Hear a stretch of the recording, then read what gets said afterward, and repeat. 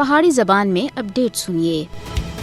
بھارت دے زیر تسلط جموں کشمیر وچ غاصب بھارتی حکومت سن نہ صرف 5 اگست 2019 کو غیر قانونی، غیر آئینی اور یک طرفہ فیصلے دے طور اتے کشمیر دی خصوصی حیثیت دے خاتمے دا فیصلہ کیتا۔ بعد ازاں کرفیو لا کے پوری ریاست وچ قبرستان دی خاموشی، انٹرنیٹ اتے پابندی، تجارت اتے بین، اس کے علاوہ سیاحت، زراعت، تعلیم اور طب دے شعبوں کو ناقابل تلافی نقصان پہنچایا، بلکہ کریک ڈاؤن، چھاپے، محاصرے، دوران حراست قتل، گرفتاریاں اور عزتاں دی پامالی کو روزمرہ دا معمول بنایا۔ ہون مقبوضہ خطے وچ حد بندی دی مشق اسے مضموم سازش دی ایک کڑی ہے۔ کشمیر وچ حد بندی دی مشق کشمیری عوام کو مزید بے اختیار کرنا دا ایک منصوبہ ہے۔ حد بندی دا ایک مقصد مسلم اکثریتی علاقے دی انتخابی طاقت کو مصنوعی طور اتے تبدیل کرنا ہے۔ پاکستان سن بھارتی مکار حکومت دی اس غلیظ سازش دا پردہ چاک کر دیتا ہے۔ پاکستان سن نہ صرف اس سازش دی پرزور مذمت کی ہے بلکہ اس حوالے نال اقوام متحدہ کو خط بھی لکھا۔ پاکستان سن اپنی قومی اسمبلی وچ کشمیر وچ بی جے پی دی ڈیموگرافک انجینئرنگ دی قرارداد اکثریت رائے دے نال منظور کر کے دی ہے۔ مقبوضہ ریاست جموں کشمیر وچ حلقیاں دی دوبارہ ترتیب دا ایک مقصد نام نہاد اسمبلی الیکشن واسطے مزید سٹیج دا